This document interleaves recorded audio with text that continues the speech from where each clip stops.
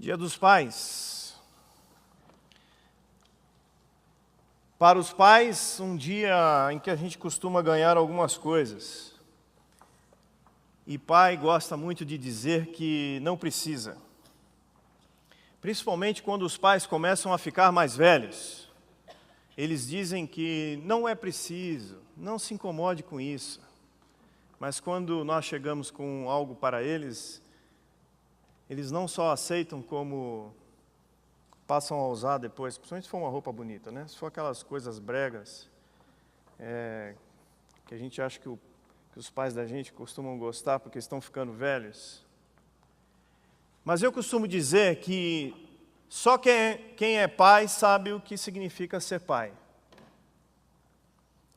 Tenho alguns conhecidos que acabaram de ser pai agora recente. Uma semana, 2 semanas, um mês. E foi gostoso de ver aquelas semanas que antecedem, eles nervosos. Cláudio, como é que será que vai ser? Falei, calma, fica tranquilo, cara. Quando a enfermeira entregar o filho na sua mão e falar, pega aí, pai. Aí na hora liga a chave, pode ficar tranquilo. Enquanto isso, não adianta você querer achar que você é pai, porque não é. Mãe é diferente, agora pai é só naquela hora ali. Mas como é que eu vou segurar? Como é que eu vou dar banho? Como é que eu vou trocar a fralda? Fica tranquilo. Na hora H, vira uma chavinha lá dentro. Nós homens temos no nosso DNA, sei lá onde, talvez na caixinha do nada que temos em nossa cabeça, dali sai toda a informação necessária. Mas pai também não é só para isso, né? Para trocar fralda, dar banho. Pai serve para outras coisas também. Aliás, os filhos buscam nos pais muito mais do que só isso. E eu estava estudando um pouco, fui buscar alguns textos e lembrei de um... Lembrei nada, eu fui fazer um devocional e num dos livros que eu uso para fazer o devocional, o autor começou o devocional com Provérbios capítulo 14, versículo 26. Então quero convidar você a abrir sua Bíblia nesse provérbio.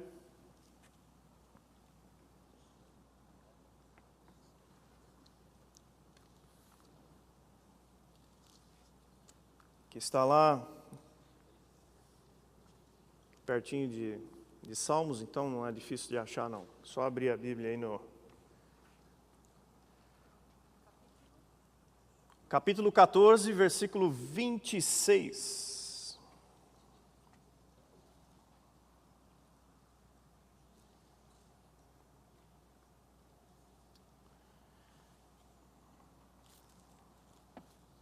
Ele diz assim: aquele que teme o Senhor possui uma fortaleza segura, refúgio para os seus filhos. É pouca leitura da Bíblia, né? Então vamos ler de novo. Pelo menos você vai satisfeito para casa. Fala, pô, eu li um versículo, pelo menos eu li 2 vezes. Aquele que teme o Senhor possui uma fortaleza segura, refúgio para os seus filhos. Eu estava dando uma fuçada no... Eu gosto da narração do Morumbi mais quando o rapaz fala Facebook, né? Fica bonito. Eu estava dando uma olhada no Facebook, testemunhos, e achei um que eu achei assim muito bem feito. Testemunhos de filhos a respeito dos seus pais. E aconteceu num estádio de futebol. Então eles colocaram, isso deve ter sido feito bem antes, mas a câmera mostrava ele sentado no estádio e os pais mandando bala na pipoca, e ao mesmo tempo os filhos dando um testemunho sobre os pais. De repente o telão do estádio abre, o filho, que está do lado do pai, aparecendo lá dizendo o que tinha no pai dele que lhe chamava a atenção, por que ele amava o pai. Aí é lógico, né? Não tem pai que aguente, né? Tinha uns pais durões, aquelas caras assim fechadas, e os pais se derramando de lágrimas, o estádio levantando e batendo palma. Eu achei assim uma boa sacada. Fiquei pensando como é que eles escolheram aqueles pais. Mas isso não tem a ver. Mas eu fiquei prestando atenção no que os filhos estavam falando dos pais. Meu pai é um super-herói, que o meu pai ele é um exemplo de trabalhador, ele é um exemplo de homem, ele é o exemplo de como se portar no dia a dia. E quando meu pai for embora, eu vou carregar essas coisas comigo. Papai, eu te amo. É assim que, mais ou menos, terminava assim cada testemunho. E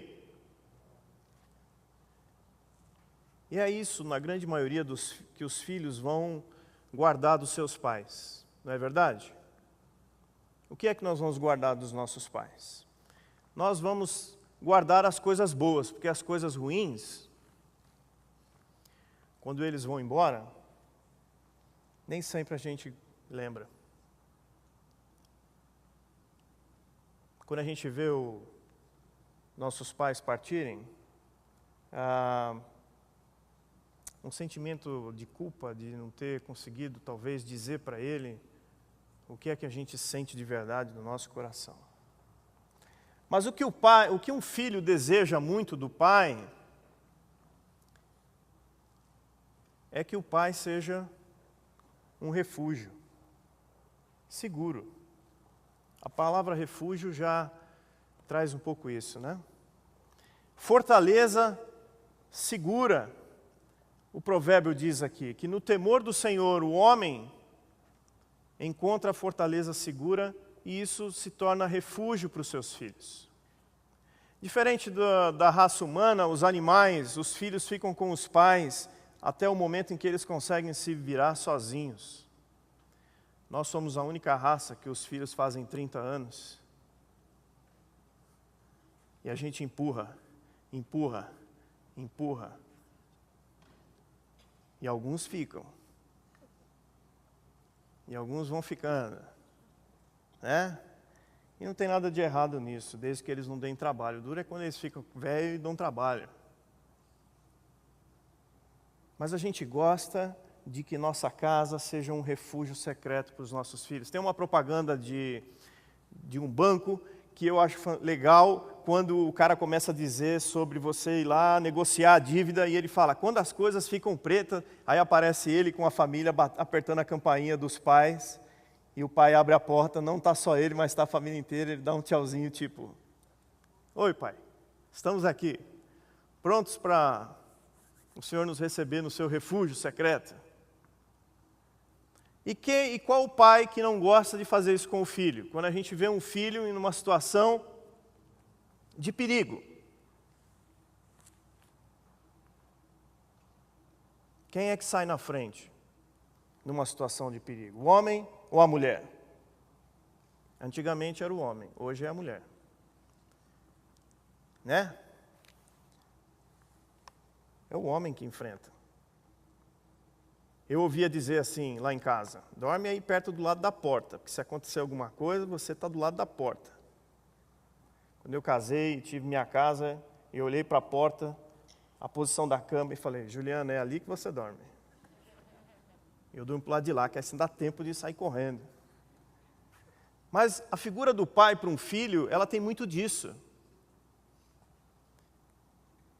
Quem tem criança pequena sabe melhor. Quem já tem os filhos velhos, eles só sabem que o filho só vai buscar refúgio no pai quando está precisando de uma grana ou de um conselho.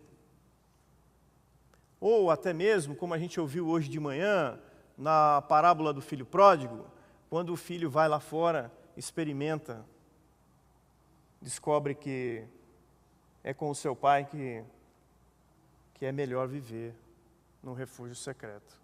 E eu lembrei de uma história de um pai da Bíblia, que o seu filho estava com um problema.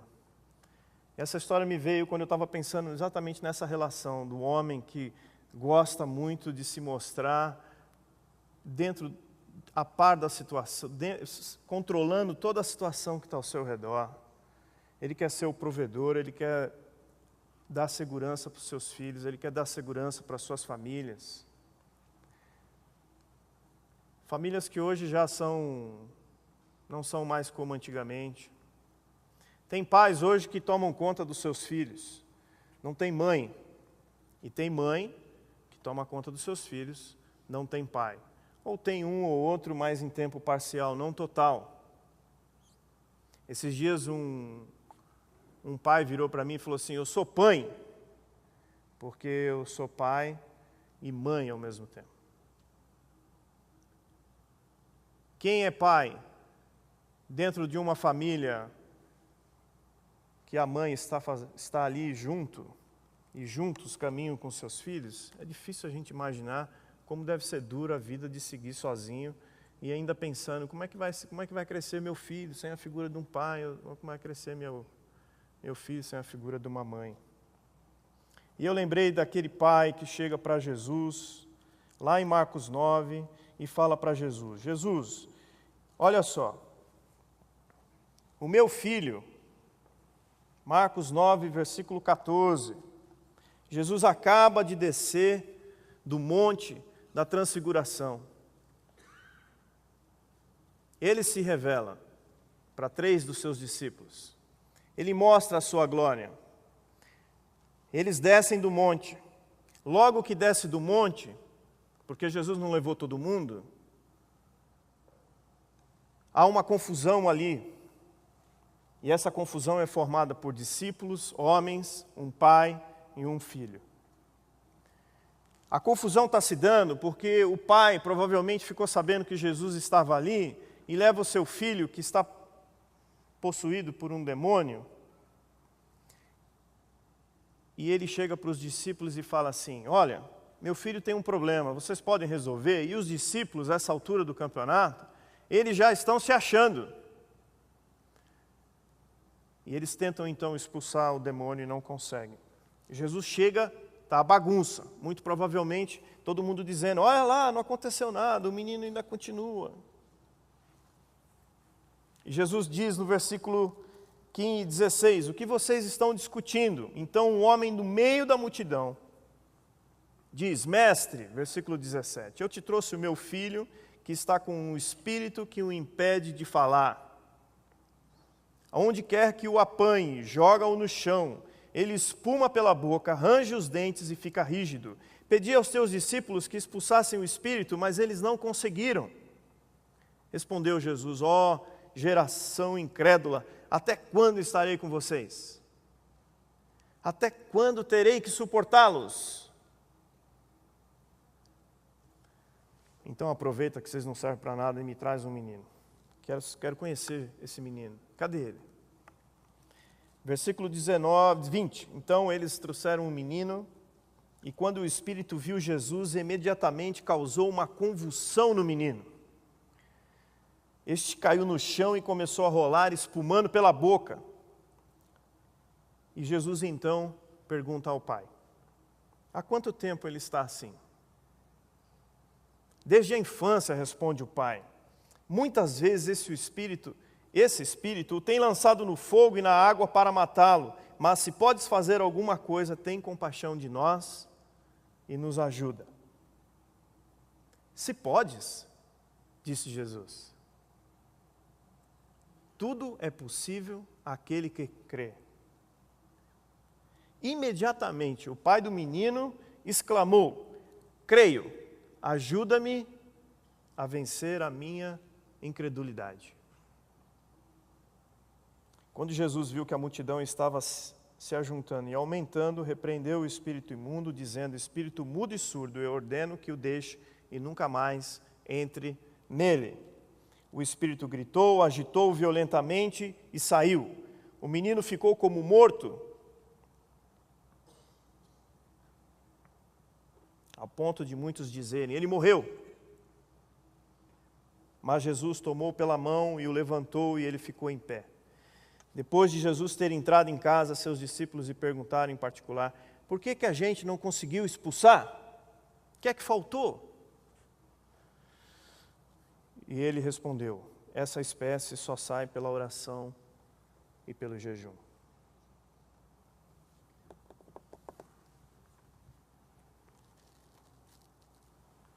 No temor do Senhor, um homem encontra fortaleza segura e é refúgio para os seus filhos.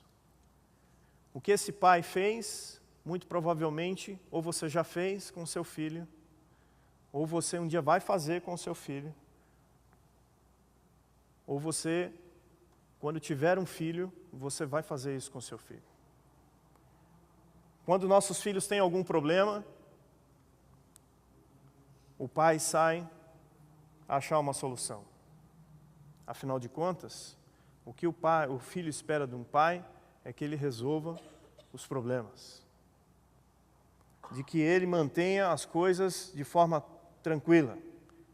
E esse pai, então, vai buscar ajuda para o seu filho. E provavelmente ouviu dizer de Jesus que curava os cegos, que curava os coxos, que curou um paralítico no tanque, que fazia 38 anos que não andava, estava paralítico, e esse pai deve ter pensado, se ele curou esse paralítico, ele pode curar isso que está acontecendo com o meu filho. Ele não fala, e de vez em quando ele tem alguns ataques muito parecidos com como é que é? É isso aí. É que aqui na frente trava de vez em quando. Será que era uma doença? Será que era um espírito imundo? O pai fica desesperado. Deve ter levado para alguns médicos. O que é que está acontecendo com o meu filho? Deve ter gasto talvez um dinheiro que ele tinha guardado. O pai, quando busca Jesus, ele busca Jesus, mas quem ele encontra no meio do caminho? Jesus está no monte. O evento principal daquele dia, até aquela hora, era a transfiguração, não era curar o filho dele. Então, já que Jesus não está aqui, vai você mesmo, discípulo. Me ajuda aí, afinal de contas eu estou desesperado. Eu quero curar o meu filho, eu quero resolver o problema do meu filho.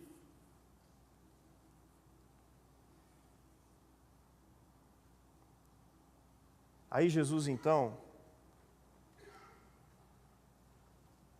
recebe uma pergunta, um pedido do pai. Ó Jesus, se você puder curar o meu filho, tem compaixão da gente e ajuda-nos. Afinal de contas, já vai desde a infância. Ele contou ali a história. Tem compaixão de nós e nos ajudas, mas só se você puder, porque aqueles caras ali atrás não deu certo. Aí, tenta se colocar no lugar de Jesus, olhando para o homem e respondendo com uma pergunta: se eu posso? Eu? Jesus? Pai, sabe quem eu sou? Sabe por que você está me fazendo essa pergunta? Porque você não sabe quem eu sou. Porque se você soubesse quem eu sou, você não me perguntava se eu posso. Mas não é assim que Jesus se dirige para o homem. Quando Jesus responde com uma pergunta, se eu posso, essa pergunta, ela está carregada de amor. Ela está carregada de compaixão. Porque se tem uma coisa, se tem uma área que Jesus gosta de trabalhar, é a área do amor, a área da compaixão. Jesus não queria saber do que os homens estavam discutindo teologia. Ele queria saber aonde é que ele podia levar o amor do Pai. E é isso que chama a atenção de Jesus. Essa pergunta de Jesus para o Pai é carregada de amor. Se eu posso? Lógico que eu posso. Tudo é possível àquele que tem fé em mim, é a resposta de Jesus. Basta que você acredite, basta que você tenha fé, basta que você olhe para mim e tome uma decisão de que você não vai desconfiar do que eu posso fazer. Qual é a resposta do Pai? A resposta do Pai é a mais sincera que eu já vi na Bíblia até hoje. O que é que um pai, diante de uma necessidade, de um pedido de ajuda, quando recebe essa ajuda, alguém chega e fala: você quer a solução, pai? Eu tenho, você quer? Qual pai que fala: não, não quero, eu preciso primeiro ver se você é bom e aí eu vou. Não, eu quero. Depois eu vejo para onde vai o ônibus, mas eu quero esse treco de graça aí. Eu quero essa ajuda. Mas, ao mesmo tempo que eu creio que você é Jesus, eu duvido. E eu preciso que você me ajude na minha dúvida.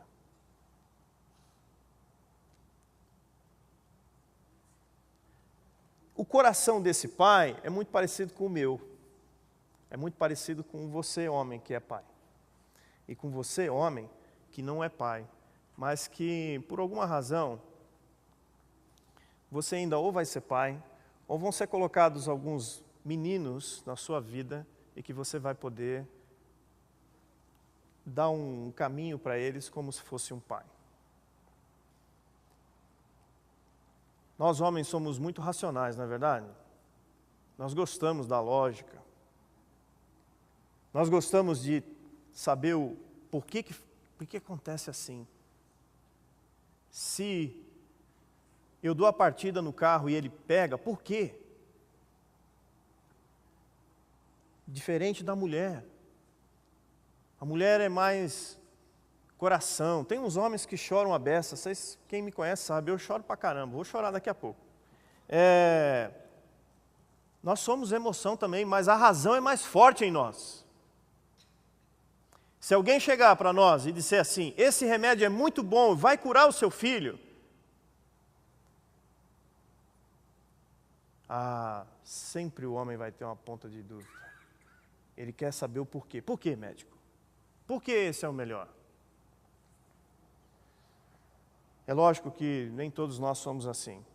Tem um bando de homens que ultimamente tem sido muito preguiçoso. Mas isso aí é um outro assunto. Por isso que o homem gosta de luta. Porque luta é muito lógica. Só tem um vencedor. Diferente de uma conversa entre um homem e uma mulher. Um tem que ficar quieto, enquanto o outro fala. Isso aí para o homem é uma tristeza. Né? O meu coração é muito parecido com o desse pai. Eu tenho dúvidas, muitas vezes, quando eu preciso buscar ajuda para o meu filho. Mas é aqui que começa o caminho do temor do Senhor. Quando eu tinha uns 16 anos, nós fomos fazer uma viagem para Ubatuba. Eu, meus pais e os meus irmãos. Em determinado dia, nós fomos fazer uma visita naquela cidade do Rio de Janeiro chamada Paraty. Passamos o dia lá. E na volta, meu irmão mais velho, aventureiro, no auge dos seus 18 anos, ele sempre foi um cara muito bonito, e eu sempre ia atrás dele, porque as meninas ficavam olhando para ele e olhavam para mim de tabela, então estava ali.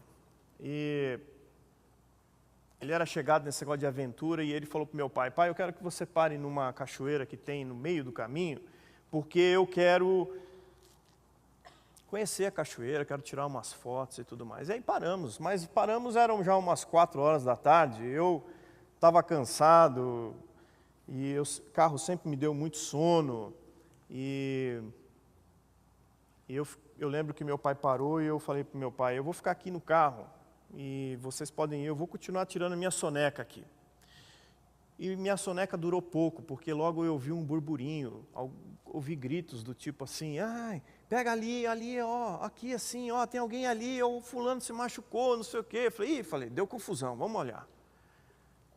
E quando eu olhei, não deu nem tempo de eu olhar direito, meu pai estava vindo, correndo, com o meu irmão nos braços, meu irmão todo arrebentado, e não deu nem tempo de eu continuar a minha soneca, porque eu fui arrancado de dentro do carro com um supetão, que eu não sei até hoje como é que meu pai segurou meu irmão e me arrancou de dentro do carro.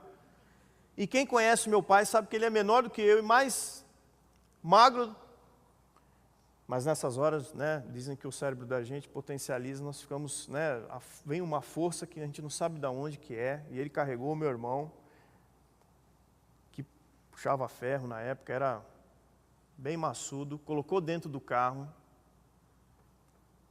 eu e meu irmão mais novo no banco da frente, minha mãe atrás com meu irmão, e saímos naquela estrada, na Rio Santos, né, se não me falha a memória, e aquela estrada tem umas curvas que só com você sentado em 2 pessoas no banco da frente é que você sai, em alta velocidade, emoção pura. E meu irmão atrás bateu a cabeça. E ele perdeu a memória. Não perdeu a memória toda, mas ele não conseguia gravar. Então ele virou um chato. Eu estava chorando, eu estava com medo, ao mesmo tempo estava com raiva. Porque se ele perguntasse quem era ele, quando é que ele nasceu, quantos anos ele tinha, e não parava. Que dia é hoje? O que eu fiz? E eu me lembro que ele falava assim para minha mãe: mãe, eu fiz besteira, né? Aí minha mãe, como mãe, fala: não, Fábio, fica sossegado, isso aqui. Eu gravei a cara do meu pai, dele chegando no carro. Cara de desespero. Preciso fazer alguma coisa com meu filho. Eu preciso levar. Passada uma semana, no final não aconteceu nada, ele nem quebrou nada, pela graça do Senhor. Só se arranhou, fez alguns cortes na cara, a memória voltou. Já não era preciso ficar dizendo para ele quem ele era. E uma semana depois, esse meu irmão vai pegar um ônibus, aqui na Giovanni. Morávamos aqui perto. E o ônibus lotado, na hora de sair do ponto, ele não conseguiu chegar na porta, e ele começou a gritar: motorista, me espera, e o motorista não esperou, o motorista arrancou, e a porta ainda estava aberta, naquela época que você ainda conseguia abrir a porta do ônibus, só quem andou em ônibus sabe como é que era antigamente aquelas portas, e ele pulou, só que quando ele pulou, o ônibus já estava em movimento. Então você que é homem racional e que gosta de matemática e física, sabe que significa inércia. Meu irmão saiu rolando pela calçada. E se estrumbicou tudo de novo, se rasgou a roupa, se sujou, e um homem foi ajudá-lo. Quando um homem puxou ele, encarou ele e viu que ele tinha aberto o supercílio na cachoeira, ele estava indo os pontos para fora, assim, né, aquele fiozinho, e aqui na boca também virou e falou: cara, tu precisa ir numa benzedeira, hein, cara? Alguma coisa não está legal contigo, cara. E eu lembro que esse dia meu irmão chegou em casa chorando. E para nós foi muito difícil aquele tempo. A gente tinha acabado de... Nossas férias tinham acabado, né? Porque isso foi no 3º dia das férias. E aí acontece essa história com o Fábio. Eu lembro que passado, talvez, não me lembro quanto tempo, mas eu lembro que um dia meu pai convocou uma reunião. Ele falou: hoje eu quero falar com todos vocês. Nós sentamos na sala e meu pai começou a dizer: eu quero dizer uma coisa para vocês.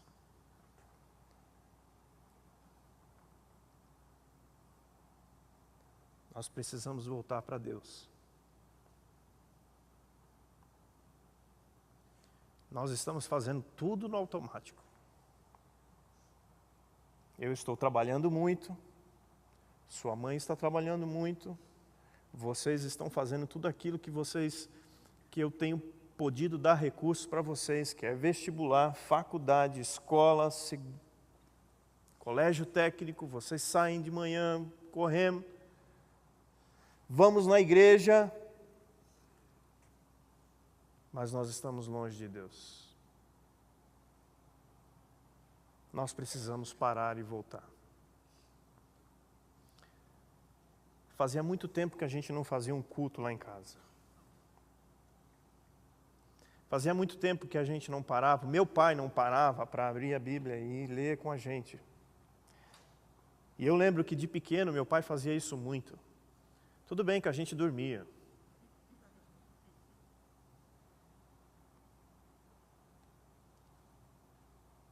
Talvez isso mexeu mais com meu pai do que com a gente. Talvez isso mexeu mais com meu irmão mais velho do que comigo e com meu irmão mais novo. Mas uma coisa que marcou, pelo menos em mim, foi ver o meu pai dizer: olha, eu tentei fazer tudo. Tentei achar a melhor casa. Tentei achar o melhor lugar. Levei vocês para passear nos lugares legais. Mas eu não vou conseguir proteger vocês. A gente precisa se voltar para Deus. a gente precisa lembrar quem é Deus. A gente precisa voltar a temer o Senhor. E o temor do Senhor é fortaleza segura para quem teme o Senhor e é refúgio para os filhos. O caminho do temor do Senhor é a sinceridade do coração. É quando eu chego para Deus e digo, olha Deus, meu filho tem um problema. Ou meus filhos estão passando por um problema. E eu acho que eu posso resolver. Eu sei que o Senhor pode resolver. Eu sei que o Senhor pode trazer ele para perto de mim. Eu sei que o Senhor pode achar uma igreja para ele onde ele está. Eu sei que o Senhor pode fazer um monte de coisa. Tirar essas ideias malucas da cabeça dele. Mas talvez vai começar com a gente dizendo, eu preciso que o Senhor me ajude, porque no fundo eu duvido que algo possa mudar. Começa por aí.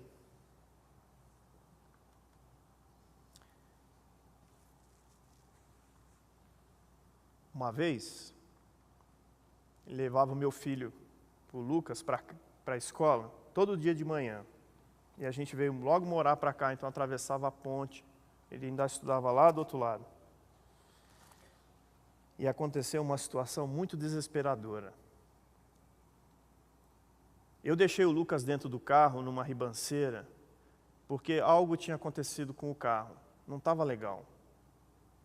E quando eu fui descobrir o problema era no freio de mão e era um galho enroscado no cabo de aço. E eu tirei o galho do cabo de aço. E o carro começou a descer. Eu, como pai, o super-herói, fã de filmes de Hollywood, tomei uma decisão. É fácil resolver isso. Basta abrir a porta, dar um pulo para dentro do carro. E eu tomo o controle de novo do carro. Vai abrir a porta de um carro em movimento, na descida, para você ver. Tomei um capote da porta. E o que me restou foi olhar o carro descendo, eu estatelado no chão e vendo onde é que esse carro ia parar com meu filho lá dentro. Sabe o que mais doeu nessa história? É que eu esqueci de Deus. Eu achei que eu podia segurar o carro. Eu achei que eu podia abrir a porta e entrar lá dentro. Depois que a situação passa e que todo mundo fica bem, aquilo me doeu o coração. Porque eu falei, poxa Deus, eu ensino na igreja, eu leio a Bíblia, eu vou na igreja, eu oro, mas numa situação de desespero, eu não lembrei do Senhor. E no final, não aconteceu nada com o Lucas, nem com o carro. Um dia eu conto o final dessa história. Só eu que me lasquei todo. Não tinha uma parte do meu corpo que não tinha um arranhão. Eu tenho uma marca nesse braço que me lembra isso até hoje. Depois eu me tratei com Deus. Eu falei, sabe Deus, eu preciso ser muito sincero com o Senhor. Eu não sei ser pai. Eu preciso aprender. E essa semana, eu estou contando isso porque essa semana eu precisei fazer isso de novo. Precisei desligar a televisão, chamar a minha esposa e dizer para ela, Juliana, nós precisamos conversar sobre os nossos filhos. Está tudo no automático. Estamos dando tudo que é bom e do melhor para eles. Tudo que os amigos têm, nós estamos procurando fazer também. A gente faz questão que eles participem das salas conforme as idades deles aqui na igreja. A gente cobra para que eles tenham um desempenho na escola como a maioria. e até acima da média. Mas nós temos colocado eles para dormir na cama e dito para eles, não esqueça de agradecer a Deus o seu dia. E corremos para a televisão.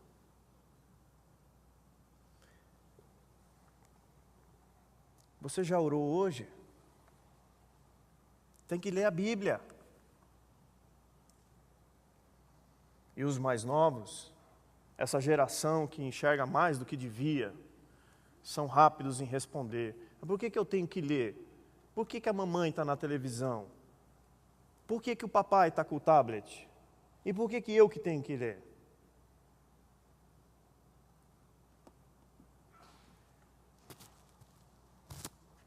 Ainda alguma situação de perigo vai acontecer com os filhos da gente.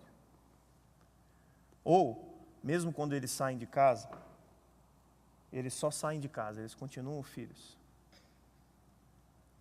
E nós precisamos, como pais, e mães também, ser refúgio para os nossos filhos. E o refúgio está no temor do Senhor. Então nós precisamos voltar. Nós precisamos começar a desligar a televisão em determinados horários e orarmos, colocarmos o joelho no chão, porque no fundo a gente duvida que algumas situações possam ser revertidas. E nós precisamos crer em Jesus. Nós precisamos aprender a crer no Senhor Jesus. Porque a maioria de nós aqui hoje crê no Senhor Jesus. Mas isso não basta.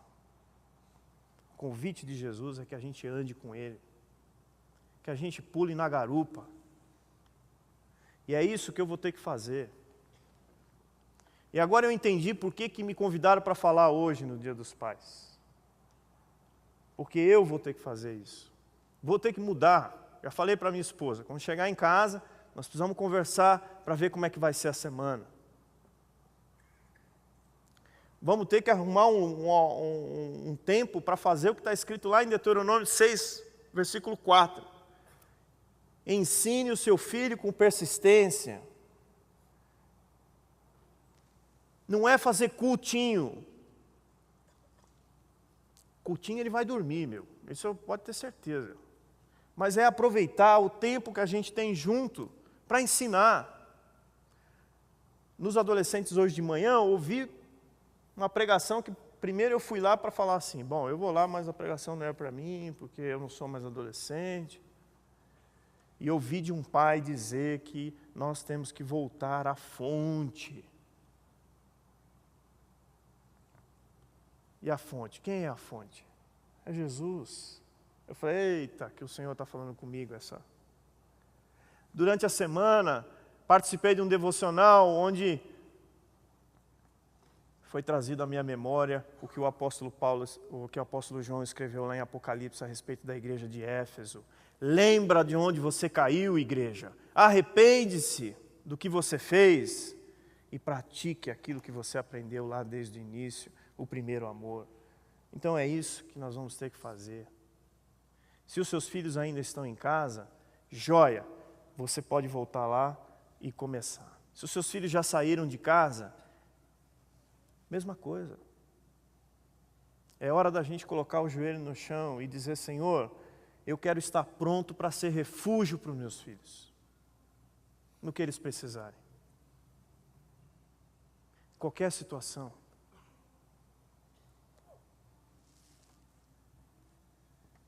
No temor do Senhor, fortaleza segura, refúgio para os seus filhos. É assim que eu desejo seguir daqui para frente. Os meus filhos ainda estão em casa. É uma situação diferente de alguns. Mas o Senhor Jesus é o mesmo. O Senhor Jesus ainda está perguntando para a gente. Eu posso? Se eu posso ajudar você e o seu filho? Quantos de nós aqui conhecemos alguém que não fala com o pai há muito tempo? Quantos de nós aqui sabemos que tem pais que estão brigados com seus filhos. Essa não deve ser uma data nem um pouco legal, né? Como é que nós estamos com os nossos pais? Como é que nós vamos ser refúgios para os nossos filhos?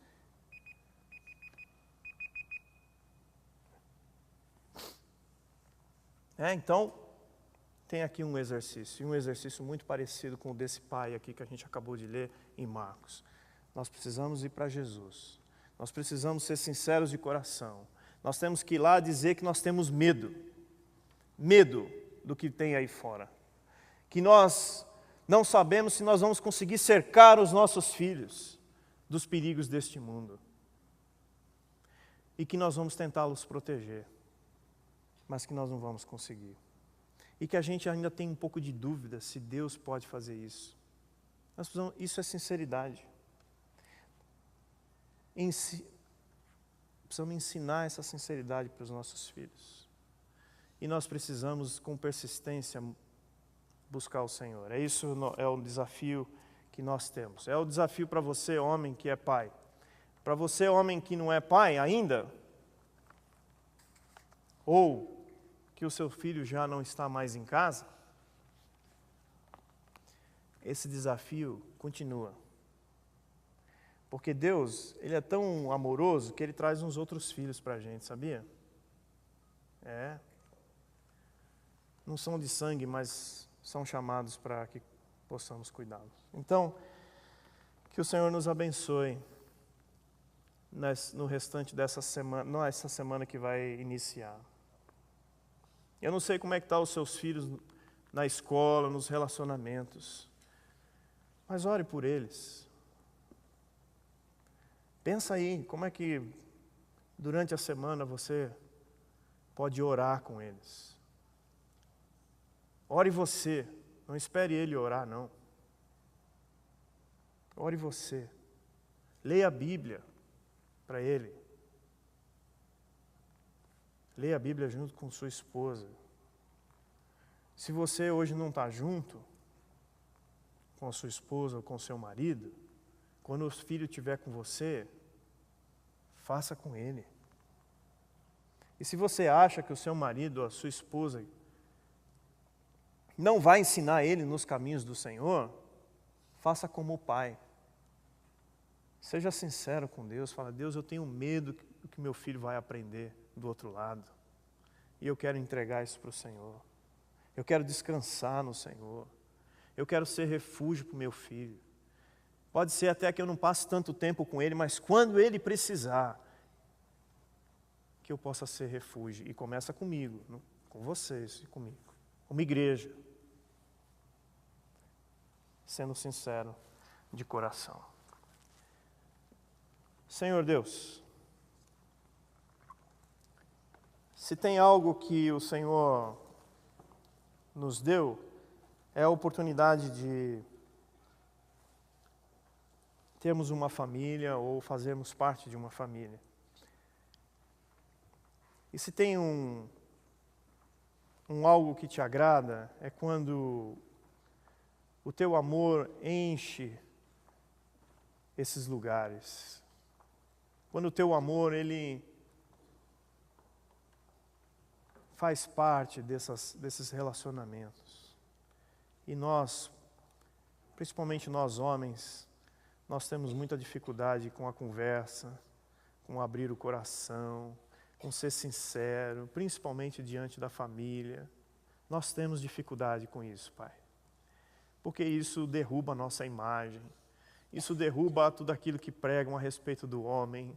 Isso derruba tudo aquilo que nós criamos muitas vezes, de que nós somos poderosos, de que nós somos super-heróis, de que nós podemos, de que nós fazemos. Quebra o nosso coração, Deus. Que a gente possa admitir os nossos erros para os nossos filhos. Que nós possamos admitir os nossos erros para os nossos pais. Que nós possamos dar as mãos e dizer: olha, eu não tenho a resposta, não tenho a solução, mas sei quem tem. E eu quero levar você para conhecer alguém que tem. Eu fico imaginando, Deus, aquele pai indo embora com o menino curado.